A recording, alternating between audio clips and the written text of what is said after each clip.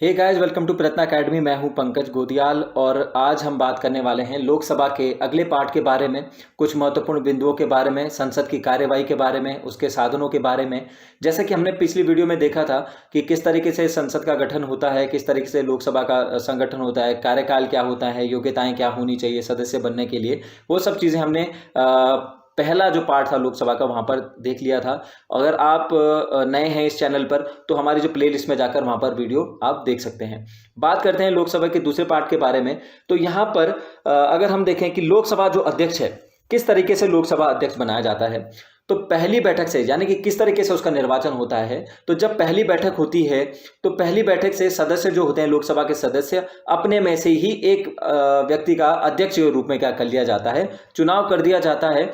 और राष्ट्रपति ही लोकसभा अध्यक्ष की चुनाव की क्या करता है, तारीख निर्धारित करता है। यानी राष्ट्रपति द्वारा दी गई जो तारीख होती है चुनाव की, उसी दिन अध्यक्ष का क्या कर लिया जाता है, चुनाव कर दिया जाता है। अब किस तरीके से इसको हटाया जा सकता है, या तो ये क्या कर देगा, अपना त्यागपत्र दे देगा, या 5 वर्ष के बाद जब लोकसभा विघटित हो जाती है उसके बाद ये क्या कर देता है, अपने पद से मुक्त हो जाता है। लेकिन इसके अलावा भी अगर संसद में इसके हटाने का संकल्प अगर विचाराधीन है लोकसभा में, तो ये अपने लोकसभा अध्यक्ष की जो सीट होती है या जो पीठासीन होता है वहां पर नहीं बैठ सकता है, लेकिन वो लोकसभा में बोलने की अधिकार रखता है, लोकसभा में अपनी ही कार्यवाही में भाग लेने का अधिकार रखता है, उसे पूरा अधिकार है। एक दूसरी स्थिति भी यहां पर है कि क्या उसे मत देने का अधिकार है, तो बिल्कुल उसे मत देने का भी अधिकार होता है, लेकिन कंडीशन यह है कि जब मतों की अगर बराबर हो गए हों या मतों की दशा क्या हो गई हो, बराबर हो गई हो, तो ऐसी स्थिति में वो मत नहीं दे सकता। सपोज कीजिए अगर 101 व्यक्ति हैं, 50 उसके फेवर में हैं, 50 उसके अनफेवर में हैं, तो ऐसी स्थिति में वो क्या नहीं कर सकता, वोट नहीं दे सकता। यहां पर प्रतिबंधित उसको कर दिया गया अधिकार को। जब लोकसभा विघटित होती है तो अध्यक्ष अपना पद नहीं छोड़ता, नई लोकसभा के बैठक तक पद धारण करके रहता है। ठीक है, अब सपोज कीजिए हमने कहा कि 5 साल के बाद लोकसभा स्वतः ही विघटित हो जाती है, तो उसे भी अपना पद से इस्तीफा देना, यानी उसका पद भी खुद स्वतः ही समाप्त हो जाएगा। लेकिन जैसे ही नई लोकसभा जब चुनकर आती है और वो अपने सदस्यों में से अध्यक्ष का चुनाव करते हैं, तब तक वो अपने पद पर बना रह सकता है। यानी नया उत्तराधिकारी जब तक उसका आता नहीं है तब तक वो अपने पद पर बना रह सकता है। लोकसभा अध्यक्ष की तर्ज पर ही एक पद लोकसभा उपाध्यक्ष का भी होता है। अध्यक्ष की तरह ही लोकसभा उपाध्यक्ष को भी सदस्यों द्वारा चुना जाता है। ये जो अध्यक्ष और उपाध्यक्ष संस्था जो है, इसका उद्भव भारत सरकार अधिनियम 1919 के तहत 1921 में किया गया था। उस समय पर अध्यक्ष और उपाध्यक्ष को प्रेसिडेंट और डिप्टी प्रेसिडेंट के नाम से वहां पर जाना जाता था। 1921 में भारत के जो गवर्नर जनरल थे उस समय पर, फ्रेडरिक वाइट और सचिदानंद सिन्हा को, जो भारत के गवर्नर जनरल थे उस समय पर, उन्होंने क्या किया था, एक व्यक्ति थे फ्रेडरिक वाइट और सचिदानंद सिन्हा, इन दोनों को, भाई फ्रेडरिक वाइट को अध्यक्ष बना दिया गया था और सचिदानंद सिन्हा को क्या बना दिया गया था, उपाध्यक्ष बना दिया गया था, क्योंकि 1921 में ही इसकी क्या हुई थी, स्टार्टिंग हुई थी। 1925 में भारतीय जो थे विट्ठल भाई पटेल, केंद्रीय विधान परिषद का पहला जो निर्वाचित अध्यक्ष था, भाई ऊपर तो क्या थे, मनोनीत थे, भारतीय गवर्नर जनरल ने किया था। 1925 में जब चुनाव हुए तो उस समय केंद्रीय विधान परिषद के जब चुनाव हुए थे तो उसमें 1925 में विट्ठल भाई पटेल निर्वाचित हुए थे अध्यक्ष, और ये ऐसा करने वाले पहले भारतीय भी थे। भारत सरकार अधिनियम 1935 के तहत फिर इनका नाम बदलकर क्या कर दिया गया हमने, यानी पहले क्या बोला जाता था, प्रेसिडेंट और डिप्टी प्रेसिडेंट। लेकिन 1930 के बाद जो अधिनियम आया, एक्ट आया हमारे पास, उस एक्ट के बाद हमने क्या कर दिया, इन्हें नाम परिवर्तित कर दिया गया और क्या रख दिया गया, अध्यक्ष और उपाध्यक्ष कहा जाने लगा। अगर हम लोकसभा अध्यक्ष की शक्तियां एवं कार्य के बारे में बात करें तो क्या शक्तियां और कार्य हैं, तो सबसे पहले वो गणपूर्ति के अभाव में संसद को स्थगित कर सकता है। यानी अगर कोरम पूरा नहीं है, गणपूर्ति पूरी नहीं है, सदस्य संख्या कम है, निर्धारित जो सदस्य संख्या होती है अगर वो कम है, तो ऐसी स्थिति में किसी बिल पर बातचीत करने के लिए अगर गणपूर्ति नहीं है तो वो संसद को स्थगित कर सकता है। सामान्य स्थिति में मत नहीं दे सकता, परंतु बराबर की स्थिति में मत दे सकता है। यानी कि अगर किसी बिल पर, किसी विधेयक पर अगर क्या हो रही है, बातचीत हो रही है और वोटिंग हुई है, और वोटिंग में क्या है, पहले तो बिल्कुल मत नहीं दे सकता, लेकिन वोटिंग अगर बराबर की कंडीशन में है तो तब वो अपना निर्णायक मत वहां पर दे सकता है। संसद के दोनों सदनों की संयुक्त बैठक की अध्यक्षता करता है।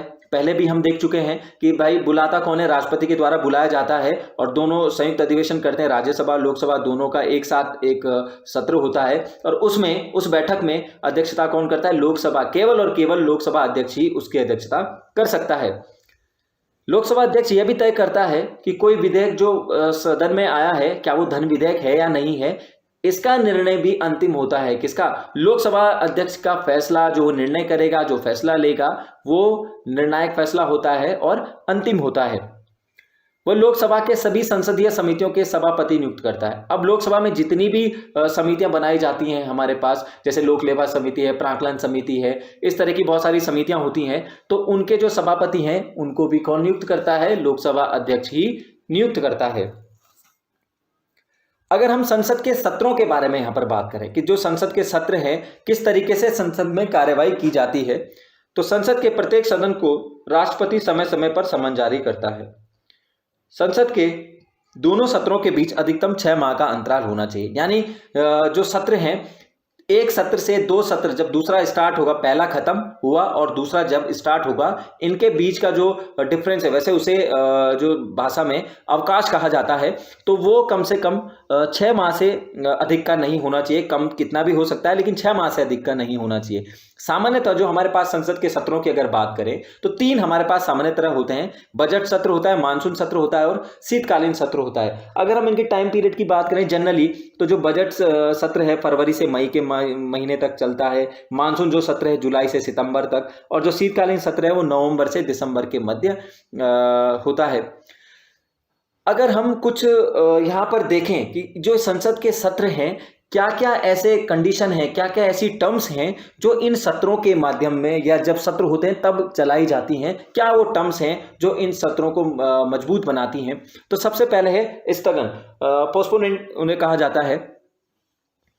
संसद के एक सत्र में काफी बैठकें होती हैं तथा प्रत्येक बैठक में, जिस दिन भी बैठक होगी उस बैठक में भी 2 सत्र होते हैं, ठीक है। सुबह 11 बजे से 1 बजे तक और दूसरी 2 बजे से 6 बजे तक 2 बैठकें उसमें आयोजित की जाती हैं। संसद की बैठक को स्थगन, सत्रावसान और विघटन द्वारा समाप्त किया जा सकता है। अब जो इस संसद की स्थगन का मतलब होता है कि जब कभी भी जैसे अनिश्चितकालीन होता है, निश्चितकालीन होता है, और यहाँ पर इसको स्थगन कर दिया जाता है। कोई निश्चित समय यहाँ पर नहीं दिया जाता, कुछ घंटे भी हो सकता है, कुछ दिन भी हो सकते हैं, कुछ सप्ताह भी हो सकते हैं। सत्रावसान का मतलब होता है, प्यूरिंग कहा जाता है, और सत्रावसान का मतलब जब पीठासीन अधिकारी जो होता है सदन को सत्र के पूर्ण होने में अनिश्चित काल के लिए स्थगित कर दिया जाता है, ठीक है। वहां पर कुछ बताया नहीं जाता है और इसके कुछ दिनों के बाद ही राष्ट्रपति सदन का सत्रावसान भी क्या करता है, अधिसूचना जारी कर देता है। तीसरा हमारे पास आता है विघटन, डिसोल्यूशन होता है। जब एक स्थायी सदन होने के कारण, भाई राज्यसभा तो कभी भी, राज्यसभा क्या है, एक स्थायी सदन है और उसे कभी भी विघटित नहीं किया जा सकता, ठीक है। सिर्फ लोकसभा का ही विघटन होता है और सत्रावसान के विपरीत विघटन सभा के जीवन काल को समाप्त कर देता है और इसका पुनर्गठन नए चुनाव के बाद ही होता है। जब दोबारा से चुनाव होगा तभी क्या हो जाता है, इसका वापस हम इसको पुनर्गठन इसका कर दिया जाता है, या पुनर्गठन हो जाता है। कब होगा, जब चुनाव होंगे, ठीक है। तो ये चीज भी यहां पर रखी गई है।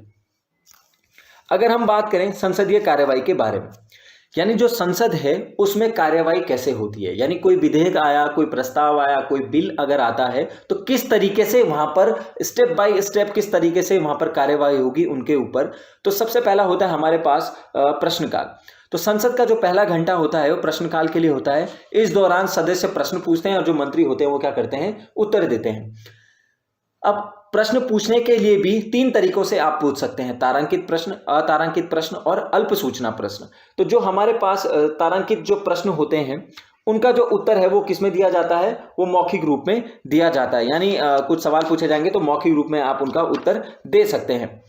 अतारांकित जो प्रश्न है हमारे पास वो होते हैं, किसी मामले में लिखित रिपोर्ट आवश्यक होती है और उत्तर के रूप में दिए जाते हैं, ठीक है। उत्तर केस में लिखित रूप में दिए जाते हैं। तीसरा आता है हमारे पास अल्प सूचना के प्रश्न, 10 दिन का नोटिस देकर पूछे जाने वाले प्रश्न, और इनका उत्तर भी कैसे दिया जाता है, मौखिक तौर पर दिया जाता है। शून्यकाल की अगर हम बात करें तो यह भारतीय संसद प्रणाली की देन है। जो हमारी संसदीय प्रणाली है ये भारत ने खुद ही इन्वेंशन किया है, खुद ही इसको डाला है शून्यकाल को, और यह एक अनौपचारिक साधन है जिसमें संसद सदस्य पूर्व सूचना के मामले उठा सकते हैं, यानी कोई भी संसदीय सदस्य है बिना किसी को सूचना दिए हुए भी कुछ मामले हैं उनको उठा सकता है संसद में इस शून्यकाल के दौरान। 1962 से इसको लागू कर दिया गया, तब से ये जारी है। कुछ टर्म्स हैं जो साधन होते हैं, उनमें एक और टर्म्स आती है अगली, अविश्वास प्रस्ताव। अविश्वास प्रस्ताव जैसे नाम से ही हमें ज्ञात हो रहा है, विश्वास और मतलब जिस पर विश्वास नहीं रहा, ठीक है। तो ऐसा प्रस्ताव 50 सदस्यों की सहमति के बाद केवल और केवल लोकसभा में लाया जा सकता है, इसे राज्यसभा में कभी भी नहीं लाया जा सकता है। सरकार के किसी लाया कब जाता है, क्या रीजन हो सकते हैं, तो मौजूदा जो सरकार होती है किसी बड़े विधेयक या योजना के विफल होने के बाद जो विपरीत जो हमारे अपोजिशन पार्टी होती है उसके द्वारा यह अविश्वास प्रस्ताव लाया जाता है। यह प्रस्ताव लोकसभा में पारित होता है तो लोक जो हमारी सरकार होती है उसको इस्तीफा देना आवश्यक होता है। अविश्वास प्रस्ताव पूरी मंत्रिपरिषद के लिए लाया जाता है, स्पेशल एक मंत्री के लिए नहीं लाया जाएगा कभी भी, ये ध्यान रखना। अगला आता है निंदा प्रस्ताव। ये एक मंत्री या मंत्री परिषद के खिलाफ लाया जा सकता है और इसका उद्देश्य केवल क्या होता है, सरकार की निंदा करना होता है, केवल और केवल निंदा करना होता है, आलोचनाएं करना होता है। इस प्रस्ताव को निंदा प्रस्ताव कहा जाता है। इसके बाद अगला आता है हमारे पास धन्यवाद प्रस्ताव। प्रत्येक आम चुनाव के बाद लोकसभा का जो पहला सत्र होता है या प्रतिवर्ष का पहला सदन सत्र जो होता है राष्ट्रपति द्वारा संबोधित करता है या राष्ट्रपति उसे संबोधित करता है। और ये हमने कहां से लिया है, ब्रिटेन से, क्योंकि हमारी जो संसदीय प्रणाली है वो हमने ब्रिटेन के संविधान से ली गई है। और वहां पर भी यही चीज, जब वहां पर भी सत्र होता है या साल का पहला सदन का सत्र होता है तो ब्रिटेन के जो राजा या रानी होती है उसके भाषण पर आधारित होती है। उसी की तर्ज पर भारत का राष्ट्रपति भी यहाँ पर संबोधित करता है और इस प्रस्ताव को लोकसभा में पारित करना क्या हो जाता है, आवश्यक हो जाता है। ध्यान आकर्षण प्रस्ताव, यह भारतीय संसदीय प्रणाली की देन है, यह ध्यान आकर्षण प्रस्ताव भी। और इस प्रस्ताव को सदन का कोई भी सदस्य 50 सदस्यों की सहमति के बाद किसी मंत्री का ध्यान लोक महत्व के जो मामले होते हैं, सार्वजनिक जो मामले होते हैं उन पर लाने के लिए, आकृष्ट करने के लिए ये सदन में लाया जाता है, ठीक है। तो यह ध्यान आकर्षण प्रस्ताव होता है। लैमडक सत्र, यह सत्र नई लोकसभा के चुनाव के पश्चात, यानी जब भी लोकसभा की नई एक लोकसभा जब चुनकर आती है उसके बाद वर्तमान लोकसभा का जो अंतिम सत्र होता है उसे हम क्या कहते हैं, लैमडक सत्र कहते हैं। और वर्तमान लोकसभा के सदस्य जो नई लोकसभा हेतु निर्वाचित नहीं हो पाते, यानी इलेक्शन में नहीं निर्वाचित हो पाए, पहली वाली में तो थे, वर्तमान में तो हैं, लेकिन आने वाली लोकसभा में उनको निर्वाचित नहीं हुए वो क्या कहलाते हैं, लैमडक कहलाते हैं।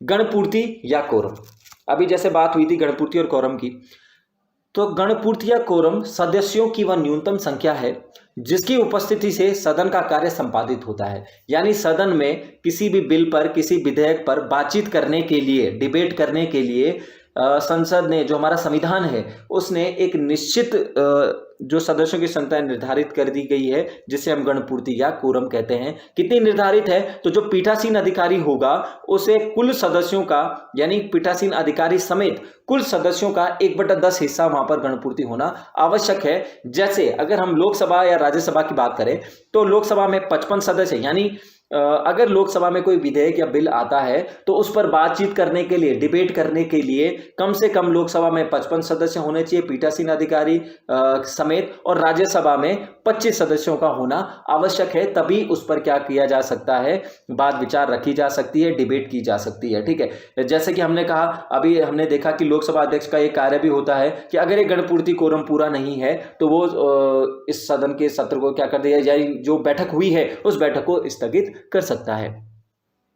संसद में जो विधेयक होते हैं उन पर कार्यवाही कैसे होती है, तो एक बहुत तरीके के विधेयक हमारे पास आते हैं जो संसद में आते हैं। कुछ स्पेसिफिकल लोकसभा में ही रखे जाते हैं, कुछ पर राज्यसभा का ज़्यादा अधिकार होता है, किसी पर लोकसभा में अधिकार ज़्यादा होता है, यानी उनकी प्रायोरिटी ज़्यादा बढ़ जाती है, ठीक है। तो सबसे पहला साधारण विधेयक आता है।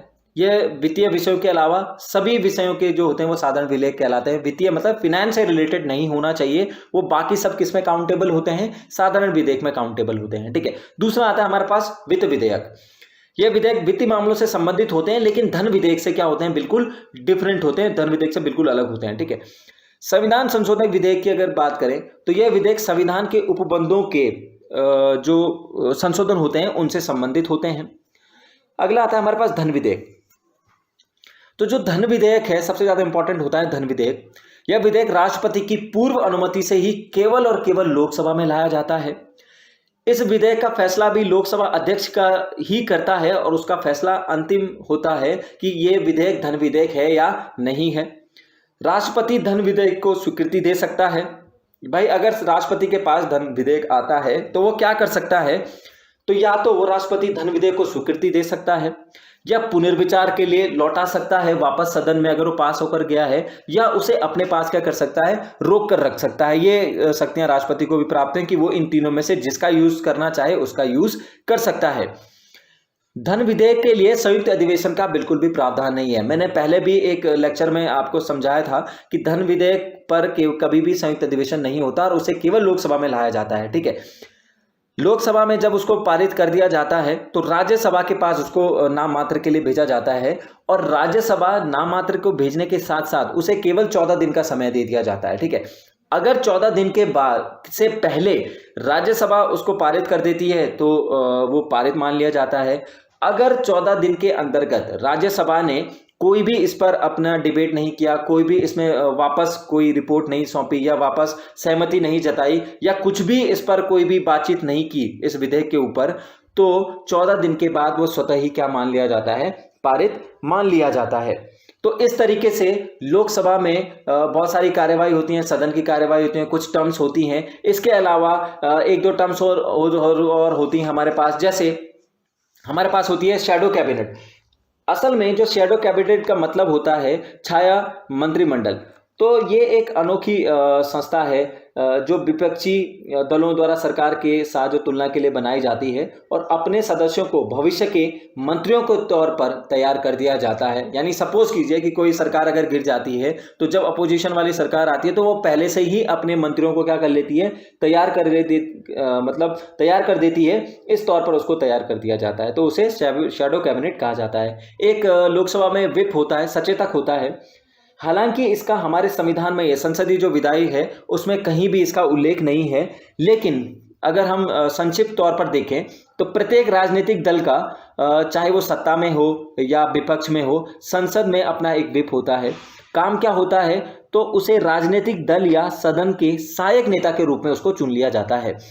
जिम्मेदारी क्या होती है, तो उसकी केवल इतनी जिम्मेदारी होती है कि वो अपने पार्टी के नेताओं को बड़ी से बड़ी संख्या में सदन में उपस्थित रखे, संबंधित मुद्दे के पक्ष में या खिलाफ में अगर वोट देना है या पक्ष में वोट देना है तो वो अपने पार्टी को समझाता है कि भाई इस कोई विधेयक आया है, हमने क्या उसे पक्ष में वोट देना है या विपक्ष में वोट देना है, क्या करना है, उन सबको क्या करता है, रेगुलेट करता है। एक तरीके से आप कह सकते हैं कि भाई चाहे वो विपक्ष हो या पक्ष हो, सत्ता सदन और सत्ताधारी सरकार हो, उनका एक तरीके का मॉनिटर होता है जो पार्टी के सदस्यों पर निगरानी रखता है। क्या करना है क्या नहीं करना है वो पार्टी के सदस्यों को निर्देशित करता है या उनको बताता है कि क्या करना है और क्या नहीं करना है।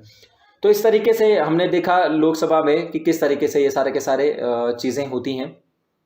अगर आपको वीडियो अच्छी लगे तो प्लीज़ लाइक करें, शेयर करें और सब्सक्राइब करना ना भूलें। और अगर आपको कुछ कमी लगती है वीडियोस में या आप कुछ चाहते हैं कि हमारी तरफ से कुछ इम्प्रूवमेंट की जाए वीडियोस में, तो आप ज़रूर कह सकते हैं।